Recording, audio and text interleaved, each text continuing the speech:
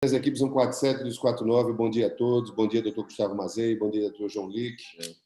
É um prazer estar aqui. Vamos apregoar, vamos chamar a julgamento o processo em discussão, onde nós temos por recorrentes e recorridos as equipes 147, tendo por integrantes o Partido Comunista, o senhor Marcos Rocha, o senhor Carlos Cunha, e a equipe 249, tendo por recorrentes e recorridos o senhor João Silva e o senhor José Silva.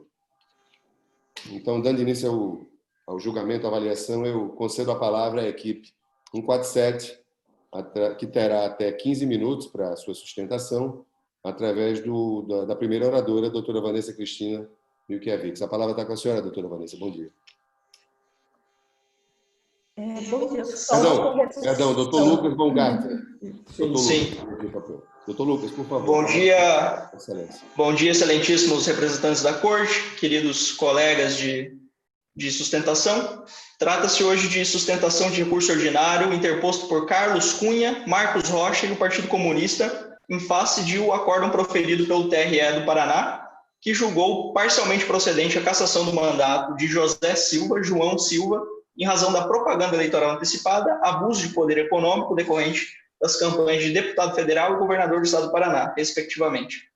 Insta a trazer à baila aqui, primeiramente, o interesse recursal da parte que recorre, visto que já há uma sentença favorável do TRE do Paraná.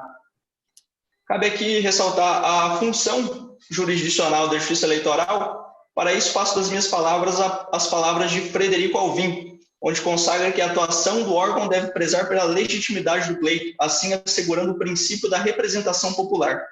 Desse modo, toda decisão proveniente do Poder Judiciário que decide em contrário da decisão popular de uma eleição deve ser exaustivamente fundamentada, sob pena de incorrer em desfiguração do próprio princípio da representação popular.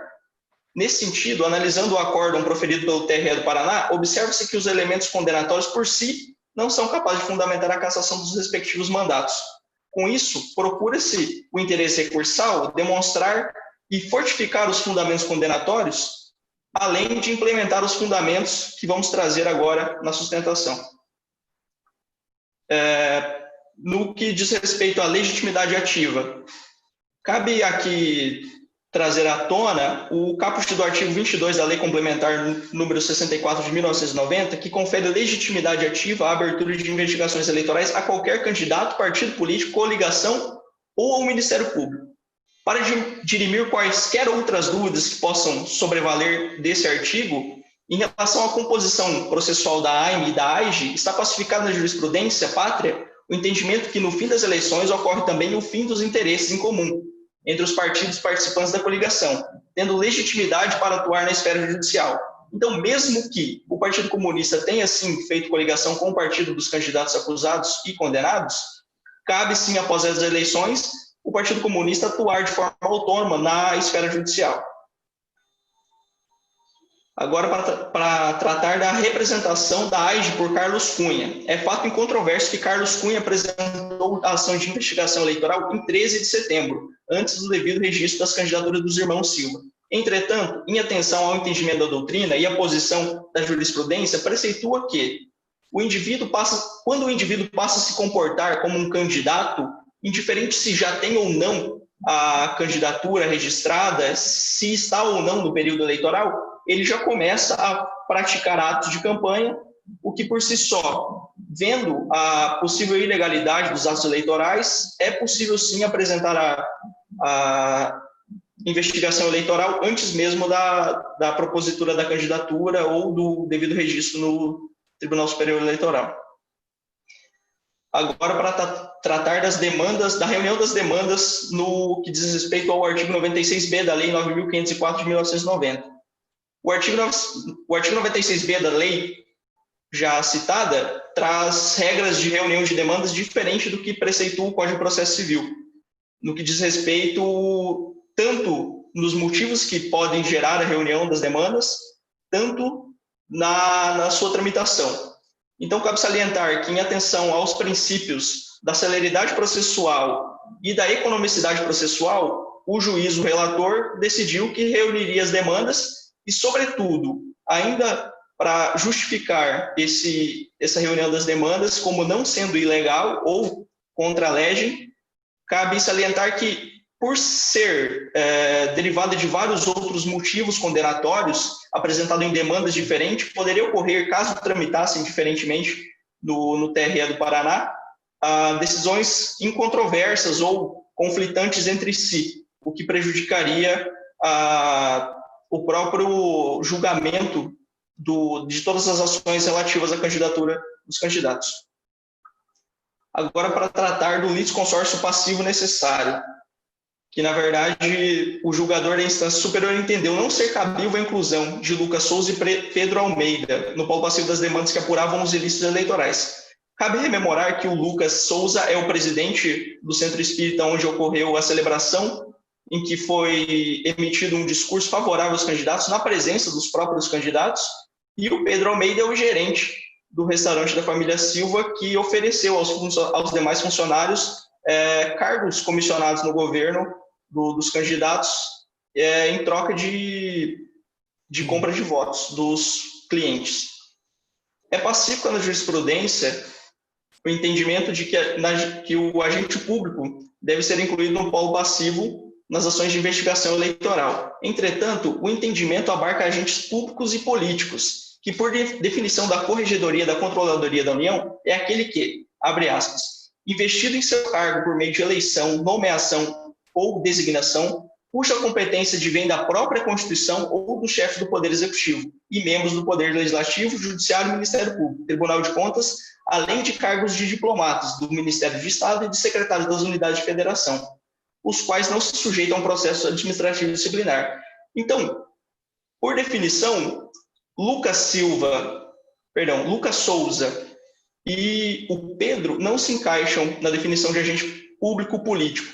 Então, eles não devem compor o polo passivo de qualquer demanda que venha a surgir com os mesmos argumentos condenatórios, passando, então, a responsabilidade desses atos serem só... Pois... Me permita? Por favor. 2 questionamentos eu também conclamo, tanto o desembargador Jean quanto o desembargador Gustavo, entendo alguma questão que se some ou que endossa que eu vou fazer, já façamos tudo numa oportunidade só. Doutor Lucas, eu estou com 2 dúvidas aqui muito sérias. A primeira é, se possível, que Vossa Excelência indique aqui aos julgadores o fundamento, quaisquer que seja, da atuação autônoma do Partido Comunista, né, que atuou coligado, que fez a eleição junto e agora estaria demandando em juízo isoladamente. E a segunda, eu vou encaminhar logo, se precisar eu repito, é em relação à questão do senhor Lucas Souza, salvo engano, como o condutor do Centro Espírita. Se o Centro Espírita não recebe alguma verba pública, eu estou preocupado com essa questão dele ser equiparado aí a agente público. São essas 2 questões. Então, Excelência... Eu tenho um questionamento sobre o primeiro tópico, que seria dos gastos em pré-campanha. Eu gostaria de saber se houve captação de fonte irregular durante a pré-campanha e utilização de dinheiro para um modelo de publicidade que seja vedado na campanha pós-registro. São esses os 2 aspectos. Se houve propaganda irregular do ponto de vista formal e fonte financiadora ilegal. Irregular. Doutor Lucas, se houver necessidade, a gente repete o questionamento que ele ficou... Eu vou responder ao fundamento aqui, primeiramente, que o senhor me pediu, foi em relação... A pretensa legitimação ativa do Partido Comunista. Sim, do Partido Comunista, sim. Presente Excelência, é pacífico na jurisprudência, poderia até citar aqui os julgados, mas o entendimento é fixado no sentido de que, após o fim da campanha e do período eleitoral, o fim das eleições, se dissolui a coligação e cada partido pode e passa a atuar de forma autônoma no Poder Judiciário para dirimir quaisquer outros conflitos que possam vir ser ou das eleições ou de qualquer outro fundamento. O que foi que aconteceu? O Partido Comunista sentiu uma coligação com os candidatos que se elegeram, porém, ao fim, se encerram os interesses em comum, que seriam frutos da coligação, que seriam fundamentais da coligação, o interesse de estar coligado. Se dissolui porque não existe mais interesse, não existe mais eleição, e o pleito já foi formado, já foi eleito. Então, por isso, cada partido tem, sim, autonomia para dirimir quaisquer outros conflitos no Poder Judiciário de forma autônoma. Situação do senhor Lucas Souza em relação ao centro espírita e, eventualmente, ser equiparado ao agente público, caso receba verba. Bom, por definição do agente público, o Lucas Souza pode sim ser encaixado, não é o que a gente acredita, mas existem entendimentos de que poderia, caso seja comprovado que recebia sim a verba pública, desde que, só que por definição da corregedoria, que é o que a gente abarca, é o que a gente defende, não, porque ele não foi diplomado, ele não foi eleito, ele não ocupa cargo público, ele pode receber verba pública, mas ele não ocupa de fato um cargo, ele não representa o Estado em nenhuma esfera. Okay. Mas não seria hipótese, então, de eventual julgamento de improcedência da ação de investigação judicial eleitoral contra ele, né? Não hipótese de qualquer deliberação pretérita anterior ao mérito para a extinção, né, do processo por conta da inclusão de uma parte que não seria legítima. Esse é o meu questionamento. Veja, Excelência. No que é que isso poderia influenciar a análise das condutas vedadas em relação aos candidatos eleitos? Veja, Excelência. O fato é incontroverso que aconteceu. Agora, os autores e quem tomou quem se beneficiou da ação é quem deveria ser, no nosso ponto de vista, no ponto de vista da acusação, é quem deveria ser responsabilizado. Claro, Lucas Souza pode sim ter recebido dinheiro para fazer? Pode ter recebido dinheiro para poder fazer o discurso e fomentar a candidatura dos candidatos. Agora, não há, no caso, provas que sustentem esse tipo de argumentação e é do interesse da acusação apenas responsabilizar quem foi beneficiado, que é o que é sólido e material que foi beneficiado porque houve um discurso favorável em um ambiente onde as pessoas estavam propensas a aceitarem esse discurso, porque são fiéis do Lucas, tem ele como um líder da sua religião, então é do interesse de quem acusa responsabilizar os candidatos e não Lucas em si. Ok. Doutor Gustavo, a terceira questão, porque o doutor Lucas está se alongando um pouco, a gente precisa sintetizar. Qual era a questão? A captação. Captação do verba da pré-campanha e como ela foi usada. Esse ponto ele vai ser abordado mais para frente, mas eu posso adiantar já que a gente acredita que houve sim o adiantamento de certos gastos da campanha na pré-campanha, visto que o dinheiro gasto em pré-campanha foi o dobro da campanha. Então, assim, com 75 eventos, se não me engano, que foram feitos em pré-campanha, é óbvio de que os candidatos adiantaram, sim, eventos ou custos iniciais da campanha para dirimir qualquer problema com o Tribunal de Contas ou com o Tribunal Regional Eleitoral que fosse aprovar posteriormente as contas do partido ou as contas do próprio candidato. Perfeito. Doutor Lucas, as perguntas estão respondidas, agradeço a Vossa Excelência. Eu vou lhe conceder 1 minuto para concluir a sua parte na sustentação.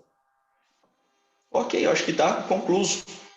Está satisfeito? Então, eu concedo a palavra de imediato, eu agradeço a Vossa Excelência, concedo a palavra para a doutora Vanessa Cristina Reykjavik. Doutora Vanessa, a senhora tem a palavra por até 7 minutos. Bom dia a todos os presentes, principalmente aos excelentíssimos representantes da Corte. E venho aqui, nesse momento, representando o Partido Comunista, o Marcos Cunha e o Marcos Rocha, e Carlos Cunha. Primeiramente, eu quero iniciar falando acerca da captação ilícita de sufrágio. Nesse caso, foi um dos fundamentos apresentados, tanto na inicial da AIGE, quanto das AIGES, quanto da AIME, que houve a captação ilícita de sufrágio por meio de uma gravação ambiental feita no dia 22 de agosto de 2022, no restaurante do João Silva, em que seu gerente, o Pedro Almeida, realizou uma reunião com o funcionário, dizendo que haveriam vantagens caso o pleito fosse exitoso para os irmãos.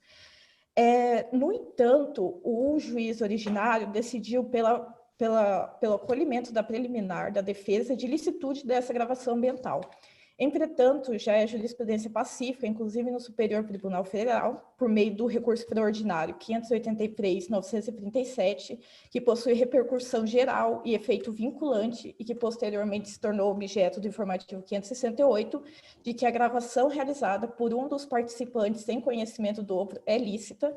E também quanto a isso, o Tribunal Superior Eleitoral também já decidiu no recurso eleitoral extraordinário 40.898 de 2019, que também é lícita a gravação para provar os ilícitos eleitorais, mesmo sem determinação judicial ou conhecimento de qualquer um dos outros participantes, ou em ambiente público ou privado. Não teria também essa diferenciação. Após a derrubada... A senhora pode repetir o número do recurso extraordinário? 40 mil? O do Tribunal Superior Eleitoral? Isso, 40.898. Obrigado. Após a consideração da licitude da gravação ambiental realizada, é necessário que seja verificada a realização da captação ilícita do sufrágio nos termos do artigo 41A da Lei 9.504. É importante dizer que, apesar de não ter sido os candidatos que realizaram diretamente essa promessa, eles foram os beneficiários diretos, e aqui o que se busca é a lisura do pleito, e não exatamente que o autor da conduta seja responsabilizado. Portanto, a captação ilícita do sufrágio estaria caracterizada na promessa de vantagens e no desequilíbrio que isso gerou ao pleito, porque os funcionários, também aos funcionários foram prometidos cargos públicos. No mais, também foi pedido o abuso do poder religioso. Primeiramente, esse pedido de abuso de poder religioso foi incluído pelo Ministério Público num aditamento realizado no dia 15 de 4 de 2023. E, antes de tudo, é necessário dizer que não há qualquer tipo de possibilidade de discussão acerca da possibilidade ou não desse aditamento, porque já se aplicou a preclusão. Portanto, nos termos do artigo 507 do Código de Processo Civil, a vedação da discussão de questões já preclusas. Já sobre a questão do poder religioso, é uma prática bem comum, que veio surgir principalmente após as eleições de 2018, e no caso, aqui, aconteceu no dia 29 de setembro de 2022, durante um evento realizado em que o Lucas, o representante do Sempre Espírita, que também contava com a presença dos candidatos, realizou manifestação favorável para aproximadamente 200 leitores. Há nos autos a prova dessa gravação que foi realizada, e é bem interessante dizer que é uma prática corriqueira, portanto, já foi enfrentado por alguns tribunais regionais eleitorais, a exemplo do Tribunal de Rondônia, que já decidiu que esse tipo de prática é abuso dos usos de meios de comunicação. O TRE São Paulo, por exemplo, já decidiu pelo que é um ilícito autônomo, portanto, seria diferente do abuso do poder político e econômico. E quanto à presente corte, já foi decidido também no recurso especial extraordinário 333.867, já se decidiu não, perdão, está em discussão ainda com a relatoria do ministro Edson Fachin acerca da consideração ou não de ser um ilícito autônomo. Portanto, é uma questão controvertida na jurisprudência e na doutrina. Entretanto, é importante que seja enfrentado pelos tribunais essa questão e, de qualquer maneira, caso não seja aceito o abuso do poder religioso, seja considerado um abuso do poder político por meio de instituição religiosa. Também Vanessa, me permita, duas considerações. A senhora realmente acredita que uma mera gravação ambiental, sem uma densidade maior, pelo que se percebe aqui na prova, do caso concreto, ela seja suficiente para sustentar esse fundamento? E o segundo aspecto, qual é o fundamento legal que vocês enxergam para ancorar uma condenação, que evidentemente está posta, em abuso do poder religioso? Nós não temos texto legal, nem na Constituição, nem no regramento eleitoral, para amparar esse conceito. Isso hoje é quase que um neologismo processual. Eu queria ouvi-la sobre isso. E o caso que está em julgamento, doutor Gustavo, por favor, o caso que está em julgamento, parece que possa servir de parâmetro. Doutor Gustavo, por favor, desculpe. Eu também tenho uma dúvida, porque a questão pacificada pelo TSE a partir das eleições de 2016 foi na possibilidade da escuta agravada por um dos interlocutores, mas que, no caso concreto, era o próprio vereador candidato que estava fazendo a oferta. Nesse caso aí, nós permanecemos na questão de você utilizar a conversa de terceiros para acusar alguém. Não é hipótese. E um outro aspecto da conversa propriamente dita, se não caracteriza o chamado flagrante forjado, porque quem inicia a conversa e solicita a vantagem é o eleitor. Perceba-se que é diferente do caso concreto em que já houve a oferta por parte do candidato. Se não seria, então, hipótese efetivamente de não aceitação dessa prova como meio lícito. Perfeito, doutor Gustavo. Doutor Jean, quer acrescentar?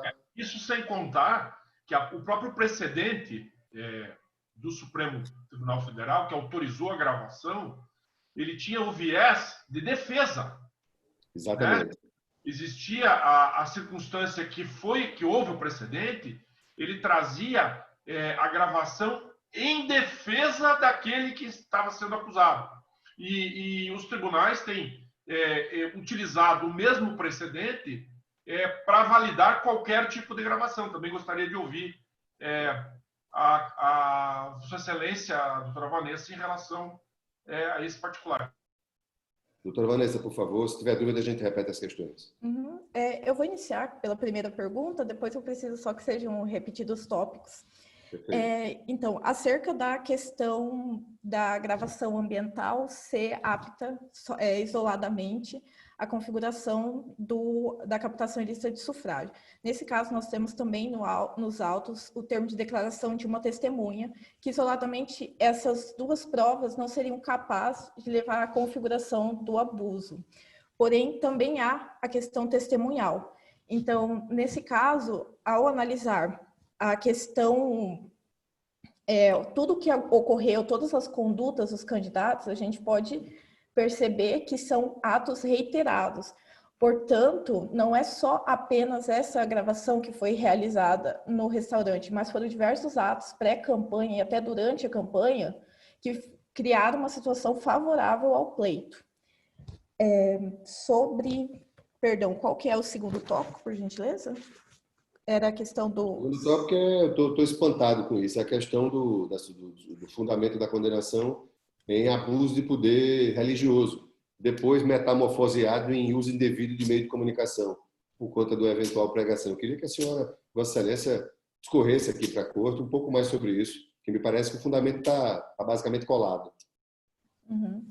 Então, a questão do abuso do poder religioso, ele advém da questão de que é utilizado esses espaços que geralmente teriam o objetivo de explanações religiosas ou até mesmo por pessoas que são consideradas líderes da comunidade, para fazer manifestações favoráveis que influenciem na política e, de certa maneira, também influenciem na lisura do pleito. Mas o fundamento da lei, doutora, me permite, onde é que está o fundamento, Constituição, lei? Só um minutinho.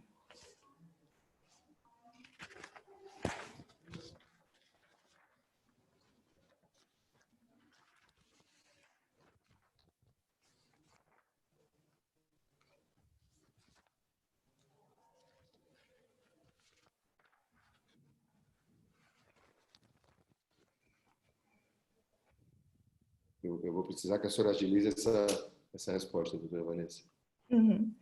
Então, o fundamento ele está incluso, de acordo até como foi decidido pelo ministro Edson Fachin, como foi dito por ele relatado, estaria incluso também numa vedação que possui no artigo 41A da Lei 9.504/97. Apesar de não estar expressamente dito a questão do poder religioso, seria uma hipótese também de abuso e uma espécie de poder. A argumentação de Vossa Excelência é que nós estamos aí inserindo o fundamento legal condenatório do abuso de poder religioso por abiogênese ao artigo 41A da Lei 9504. É isso? Exatamente. Perfeito. Doutor Gustavo, a outra questão?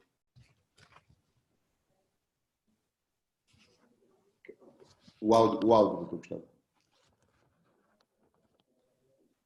É relacionado ao fato de que não foi o candidato que foi gravado. Perfeito. E que o início da oferta não se deu pelo suposto interlocutor do candidato, E Prova sim foi enviesada. solicitado pelo eleitor.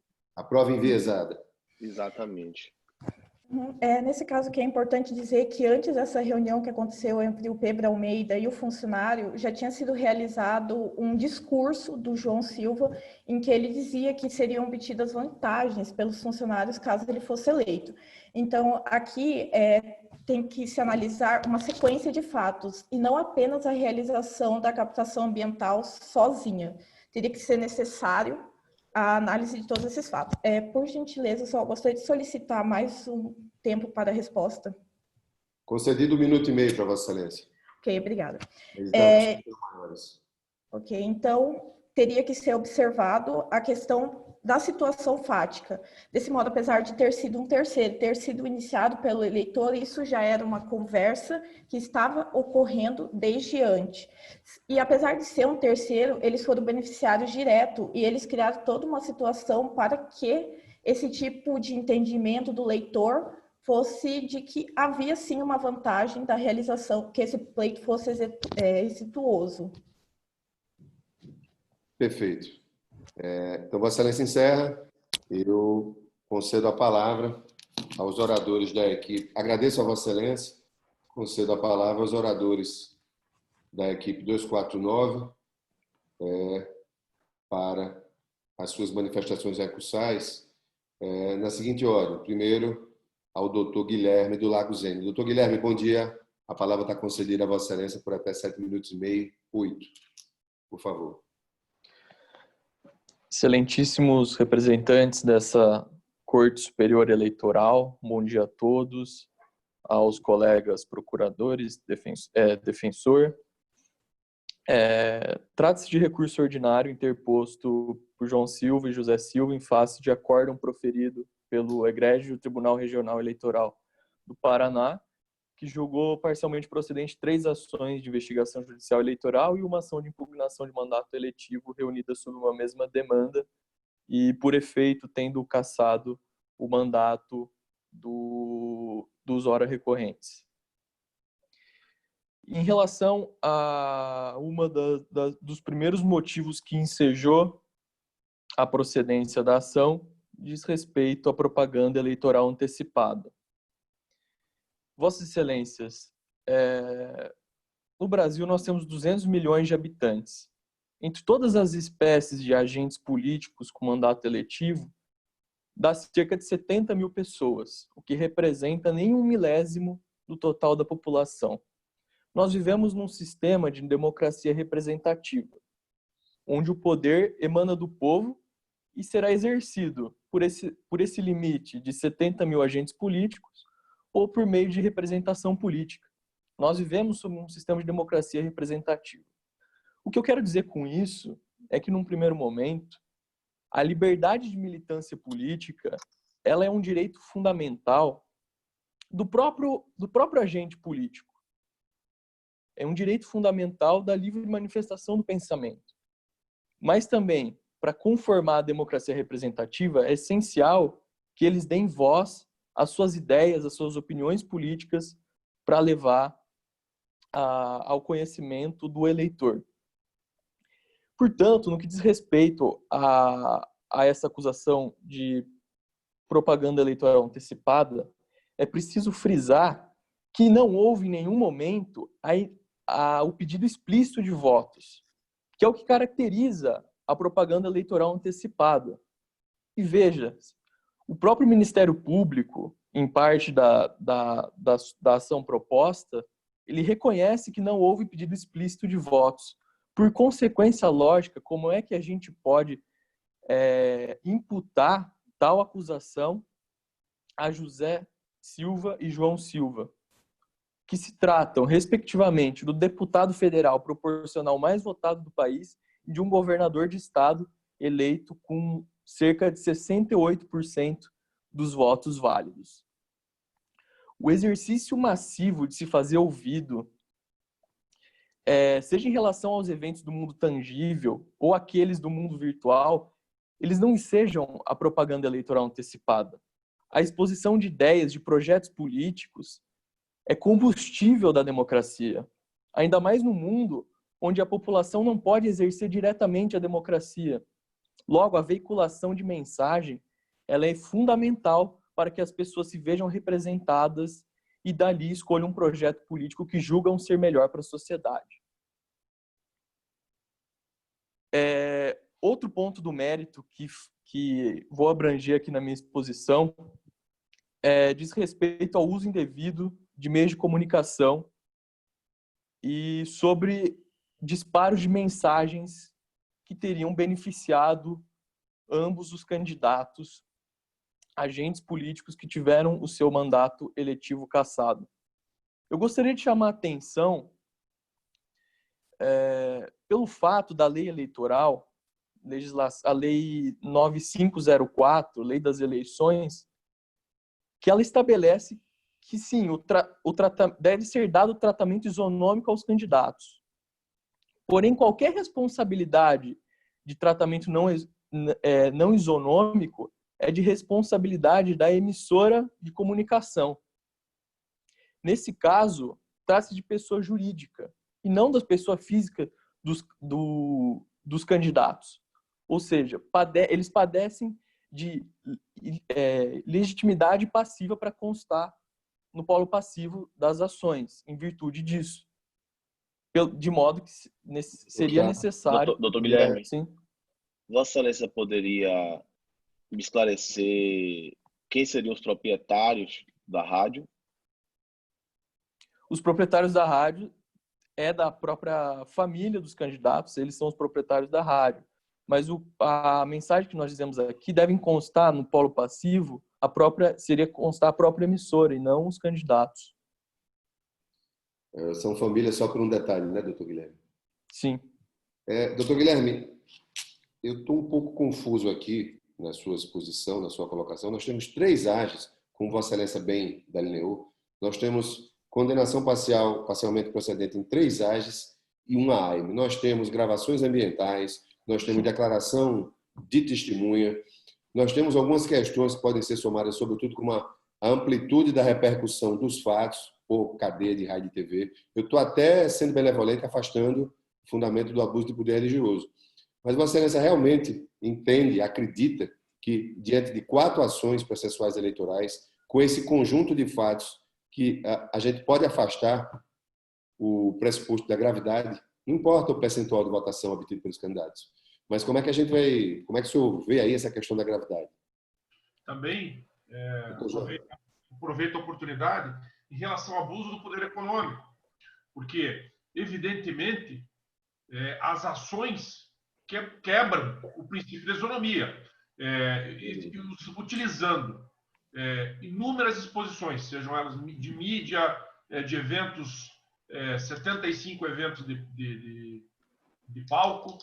É muita coisa. Outro candidato teria condições econômicas de isonomicamente patrocinar a mesma coisa?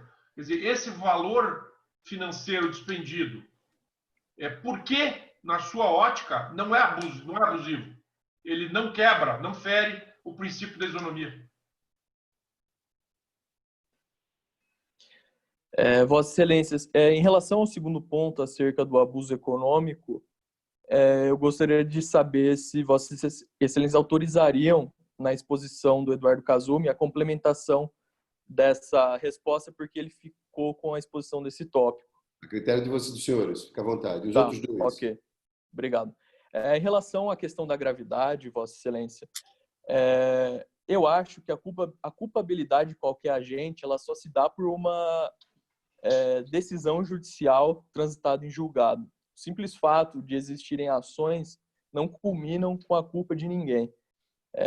Nós temos percebido no Brasil, ao longo dos últimos anos, um excesso de ativismo, inclusive judicial, que promove antecipadamente a culpabilização de qualquer pessoa, sem que antes a gente possa discutir no processo judicial, respeitando o devido processo legal, para aí sim determinar a culpa.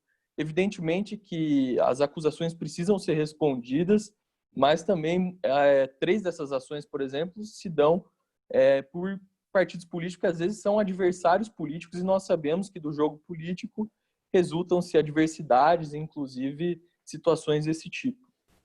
Mas só para complementar, ainda falta um tópico da minha exposição, ainda em relação ao uso dos meios de comunicação. Pergunta do doutor Gustavo, você vai deixar em aberto? A pergunta do doutor Gustavo Guilherme. Doutor Guilherme, essa minha está bem esclarecida. O doutor Gustavo fez um questionamento também. Qual seria, por favor, poderia repetir? Os meios de comunicação. Já foi respondido, né, doutor Gustavo? Já foi questão do dono da rádio. Perfeito. Doutor Guilherme, pode prosseguir para o encaminhamento final da sua. E para encaminhar e finalizar a minha exposição, seria sobre o uso de disparos de mensagem em massa, que foi um dos motivos que ensejou essa condenação também.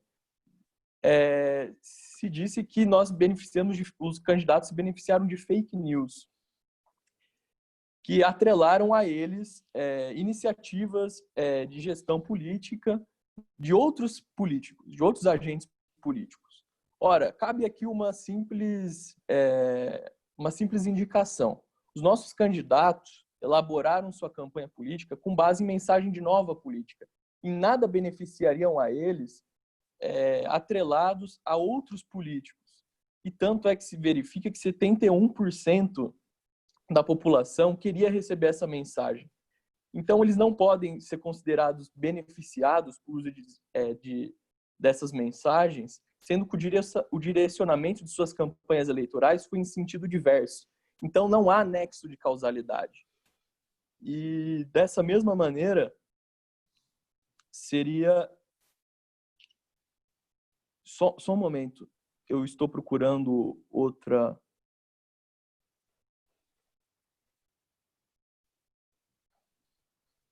Não, esse realmente era o dado. 71%, segundo pesquisa Ibope, abrangeriam a mensagem dada por tais candidatos. Vossa Excelência concluiu? Concluí. Ok. Eu agradeço a participação de Vossa Excelência e concedo de imediato a palavra ao segundo orador da equipe 249, doutor Eduardo Kobayashi. Doutor Eduardo, bom dia, seja bem-vindo. Vossa Excelência tem até a palavra por até 7 minutos e meio, 8, salvo, fora as interrupções. Muito obrigado, Vossa Excelência, senhor presidente ministro Luciano Guimarães, excelentíssimo senhor ministro Gustavo, excelentíssimo senhor ministro Jean, demais aqui presentes, os meus sinceros cumprimentos. O que esse tribunal aprecia nessa manhã é aquilo que é de mais caro para uma democracia. O recurso hoje aqui apresentado, da qual milhões de brasileiros aguardam uma decisão justa, não trata de mero inconformismo. É sempre o dia certo para se fazer a coisa certa, como já nos ensinava Martin Luther King. E como nos ensina também a nossa Constituição, como foi bem lembrado pelo advogado Guilherme, todo o poder emana do povo que o exerce por meio de representantes eleitos. Infelizmente, o poder hoje exercido é fruto não de representantes legítimos, mas da experimentação dos efeitos do acórdão objeto dessa análise. É a autonomia da vontade dos cidadãos brasileiros que elegeu José Silva, o candidato mais votado do Brasil para o cargo de deputado federal, e também é o livre exercício do sufrágio experimentado pela soberania popular que elegeu João Silva, com expressivos 62% dos votos para governador do Paraná. Eu vou dividir minha fala em 3 aspectos. Em primeiro lugar, eu vou abordar as ilegalidades processuais confirmadas pelo acórdão. Em segundo lugar, eu vou enfrentar as questões de abuso de poder econômico indagadas pelo ministro Jean. E, por fim, eu vou trazer a conhecimento desse tribunal 2 aspectos consequencialistas da manutenção dos efeitos dessa sentença, responsáveis pelo retrocesso do qual hoje nós vivemos. A primeira ação de investigação judicial trazia 2 pedidos embasados na alegação de suposta captação ilícita de sufrágio e na alegação de suposta propaganda eleitoral antecipada, como já foi bem argumentada pelo doutor Guilherme. Diferentemente do alegado pela acusação, a acertada jurisprudência desse tribunal entende que o termo inicial para a propositura dessa ação é o registro da candidatura, não sendo possível utilizar essa ação como instrumento preventivo de uma possível ilegalidade, tal como fez a acusação. Não fosse essa a alegação entendida por esse tribunal que invalidaria essa ação, seria aquela à luz do artigo 41A da Lei das Eleições, que delimita o período possível para a prática de captação ilícita do sufrágio. E aqui eu cito a lei, desde o registro da candidatura até o dia da eleição. Ocorre que, Vossas Excelências, a prova ilicitamente anexada, diga-se de passagem, ao processo, foi gravada no dia 23 de setembro, ou seja, antes mesmo da escolha dos irmãos João e José em convenção partidária à candidatura. Portanto, até esse momento havia somente uma expectativa e não, de fato, um notório registro de candidatura. Por fim, é necessário esclarecer que essa... Eduardo, pois não. Eduardo, você pode me esclarecer uma dúvida? Essa discussão relacionada à captação de lista de sufrágio do dia 23 na escuta, ela é repetida em alguma outras duas AGEs e na AIME, ou ela se resume à alegação nessa única AGE iniciada antes do registro da candidatura dos investigados? Ela se resume exclusivamente a essa ação que foi proposta de maneira intempestiva. Como eu disse, ela não pode ser usada como instrumento preventivo de uma suposta ilegalidade. Dando continuidade também... Mais uma questão aí que acho que é bom pegar o bonde andando. Vossa Excelência fala aí que vai fazer uma abordagem consequencialista ao final. E eu estou ansioso para ouvi-la, porque me preocupa muito nós termos um cenário, um cronograma processual eleitoral que dura 45 dias. O que nós podíamos ter, aquela ideia, é bom ficar muito atento a isso, aquela ideia de que ações no momento imediatamente anterior ao início da campanha, como é o caso aqui, que nós estamos discutindo embasados no acordo, elas seriam aí, teriam uma participação mais suave, mais leve. Preciso muita atenção a isso, porque nós temos disparos em massa, nós temos aí atos em ambientes com muita gente, né? Não estou nem classificando como a questão do abuso de poder religioso, mas nesse caso o consequencialismo aí pesa sim, porque somado aos abusos produz um resultado direto. Eu queria que o senhor comentasse sobre isso também. Complementando só, que ele fizesse a análise abordando o questionamento de Vossa Excelência, doutor Luciano, com base na jurisprudência da Corte, no caso Selma Arruda.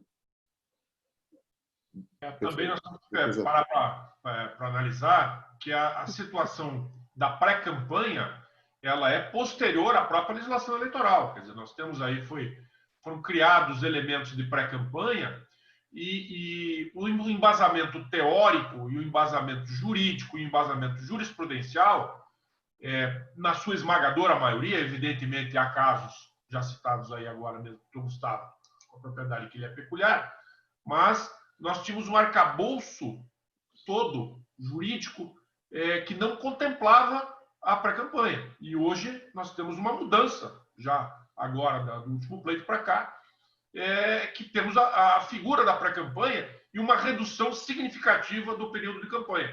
Então, eu acredito que Sua Excelência, o Eduardo, já ia abordar essa circunstância, mas eu gostaria também que houvesse uma análise ainda que pontual desse particular. Por favor, doutor Eduardo, prossiga. Perfeito. Vossas Excelências, eu vou dar continuidade, então, e não vou me esquecer de abordar o aspecto consequencialista. Partindo da questão levantada pelo excelentíssimo senhor ministro Jean, do porquê esse tratamento não seria isonômico, né, considerando as alegações de poder econômico em razão desses gastos realizados na pré-campanha, é incontroverso que inexiste regulamentação específica para tais gastos. E, nesse sentido, a acusação ela aponta para gastos excessivos e extrapolação dos limites para cada cargo. Respondendo àquela questão de que se houve captação irregular, não houve. E, ainda que se permita a apreciação do documento juntado pelo Ministério Público de maneira intempestiva e feito unilateralmente, no qual se estima os supostos gastos eleitorais realizados e que conclui-se pelo somatório de R$ 8.000 acima do limite previsto, isso de fato não representa uma falta de isonomia. A jurisprudência desse tribunal é clara que, para a configuração do abuso do poder econômico, mistério a comprovação da gravidade das circunstâncias do caso concreto, o que não é o caso aqui em que se discute, visto também que a acusação deixou de comprovar a gravidade desse suposto abuso. Isso porque trata-se de gasto correspondente a 0,7% acima do limite, gasto irrisório e desprovido também do condão de alterar o resultado das eleições, tampouco de frustrar o direito da soberania popular. Eu vou me ater agora ao argumento relacionado à estabilização da demanda. Diferentemente, foi irregular no dia 15 de abril de 2023, quando, já encerrada a citação, o saneamento, inclusive a fase de instrução processual, a ação foi aditada pelo Ministério Público com o intuito de ampliar o quadro fático até então estabelecido, para se narrar a prática de abuso religioso e se anexar esse relatório ora discutido. Nesse sentido, a jurisprudência do Tribunal Superior Eleitoral fixou, no caso da chapa Dilma Temer, o entendimento de que a estabilização da demanda se aplica, sim, às ações eleitorais e que pode ser modificado a causa de pedir desde que anulido pelo réu, reabrindo o contraditório para que se produzam provas. Dessa maneira, a alegação de abuso de poder religioso e também essa prova juntada de maneira intempestiva devem ser preliminarmente afastadas, visto que, em primeiro lugar, a ação foi aditada de maneira ilegal. O fato superveniente não pode alterar a causa de pedir. O que se dizer, então, do fato pretérito, que não foi sequer alegado em momento propício. Partindo, então, para finalizar a minha sustentação, eu vou me ater aos aspectos consequencialistas da manutenção da decisão do acórdão proferido. Mas não sem antes, eu vou pedir o último pedido da defesa, que se aplique em conformidade ao CPC a técnica de tutela antecipada recursal com efeito ativo, para sustar os efeitos experimentados pelo acórdão e para dar eficácia imediata a esse recurso, caso esse tribunal entenda que sim, como a defesa entende, há alta probabilidade de êxito de provimento desse recurso. Quanto às duas questões consequencialistas... Uma questão, doutor Eduardo. Vossas Excelências pediram, por meio de ação cautelar, o efeito suspensivo ao recurso interposto? Ou pedir incidentalmente? Ou está pedindo incidentalmente? Como é que se posiciona doutrina e, sobretudo, direito positivado, legislação em relação a afastamento imediato do investigado pós decisão de competência originária? O acórdão que fez repercutir, que fez suspender os efeitos daquela decisão, portanto, desculpa aqui, eu vou me reformular. Aquela decisão suspendeu de maneira imediata a cassação, aquela decisão cassou imediatamente os dois irmãos, sem terem sido comprovados sequer a alta probabilidade daquela decisão passar. Com relação aos aspectos legislativos, são os artigos 311, 995 e 1012 do CPC. Com relação à doutrina, nós temos inclusive o posicionamento do Luiz Fernando Casagrande a respeito da utilização dessa técnica processual e também da Rogéria Dotti. Então, por fim... Só um segundo, doutor Eduardo. Eu estou questionando se há legislação eleitoral específica sobre afastamento de investigados após decisão de competência originária. Qual foi a competência originária para julgamento dessa AIGE? Foi o Tribunal Regional Eleitoral do Paraná, né? Se a legislação eleitoral ela se manifesta sobre possibilidade ou não de afastamento imediato após decisão de competência originária. Legislação eleitoral. A legislação eleitoral, no artigo 224, ela autoriza o efeito suspensivo desse desse recurso. Todavia, esse efeito ele foi suspenso pelo acórdão que decretou a cassação do mandato. Tendo em vista que o parágrafo 3º desse mesmo artigo vincula a realização de novas eleições ao trânsito em julgado desse processo, e considerando aqui com a máxima vênia que, a partir da decisão final do TSE, é muito provável que o trânsito em julgado não seja dado até então, o que, consequentemente, de forma oblíqua, introduz o parlamentarismo no Brasil e, além disso, frustra a vontade popular e os direitos fundamentais dos cidadãos brasileiros. Eu gostaria, então, de encerrar a minha fala com as palavras de Winston Churchill: a democracia é a pior forma de governo, com exceção de todas as demais. Muito obrigado. Perfeito, doutor Eduardo, nós agradecemos e passamos de imediato para a réplica da equipe 147, que será exercida pela doutora Vanessa. Doutora Vanessa, a senhora tem a palavra por até 3 minutos.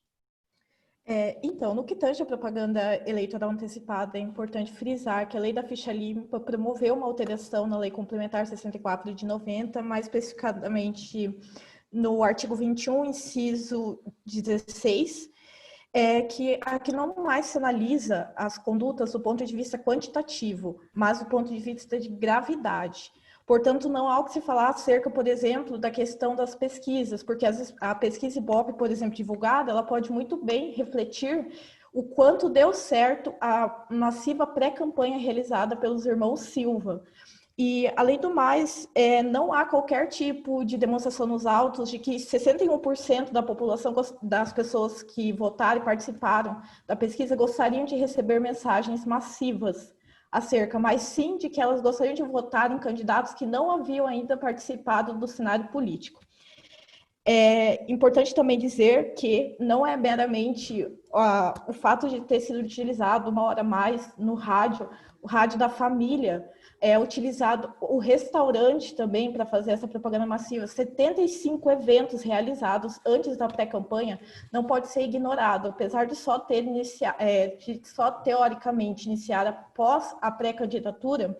É importante dizer que no dia 10 de janeiro de 2022, os irmãos Silva já anunciaram sua página do Facebook que eles estariam se pré-candidatando. Aqui a gente já observa uma postura típica de candidato. Portanto, também pode ser apresentado uma AIGE, porque condutas ilícitas podem sim já estar ocorrendo. Independentemente da prestação de contas ter sido acolhida pelo tribunal, e com ressalvas, aqui também não impede que tenha ocorrido atos ilícitos. A única coisa que a gente tem aqui é que as fontes foram lícitas de acordo com o entendimento do tribunal. Sobre a questão do disparo em massa, a família tem um poder econômico muito grande, portanto, se justifica, sim, uma tentativa de aumentar os gastos na pré-campanha para que não fossem devidamente, como inexiste uma legislação específica. E, por fim, é importante dizer que, sim, busca-se que as eleições sejam a lisura do pleito. Só que esses vários atos que aconteceram, eles demonstram, sim, que pode ter sido alterado a vontade do eleitor e, portanto, devem ser analisados. E é isso que se busca pela apresentação do presente recurso, que a lisura do pleito seja respeitada, que haja devida condenação da cassação do mandado. Obrigada. Perfeito. Agradeço a Vossa Excelência, doutor Guilherme. Eduardo. Perdão, doutor Eduardo. Aqui na minha inscrição, enfim, isso não é relevante, mas aqui a tréplica da equipe 249 estaria com o doutor Eduardo. E a réplica... Perdão. Pode seguir, doutor. Deixa eu atrapalhar aqui um pouquinho. Pois não, doutor. Posso dar continuidade? Sim, perfeitamente. Me perdoe. Perfeito. Obrigado, senhor presidente.